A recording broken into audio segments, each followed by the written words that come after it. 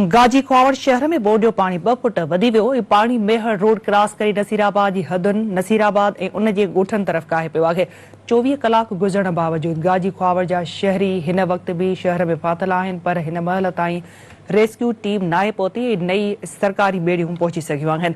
शहरनि जावेद चन्द ऐं अहमद रज़ा खुआवड़ अख़बार ऐं ॿियनि मीडिया सां ॻाल्हाईंदे चयो त पाणी ॾींहों ॾींहुं वात करे थो, जंहिं करे नसीराबाद शहर ख़तरे हेठि आहे। हुन चयो त 50 खां वधीक ॻोठ ख़ान मोहम्मद खुआवड़, रहमू खोसे, शेख फामला रखियो, जलबाणी, बाज़ारी कंदरा ऐं ॿिया ॻोठ ख़तरे हेठि आहिनि। शहरनि जो चवणु आहे त जेकॾहिं पाणीअ खे बंदि न थियो त नसीराबाद शहर समेत वधीक इलाइक़ो बोर्ड में तबाह थी वेंदो। ॿिए तरफ़ नसीराबाद शहर खे रिंग बंदि ॾियारण जो कमु शुरू थी वियो आहे। नसीराबाद शहर खे इम्कानी बोर्ड खां बचाइण लाइ आर्थर वाह खां रिंग बंदि ॾियण जो कमु शुरू कयो वियो आहे।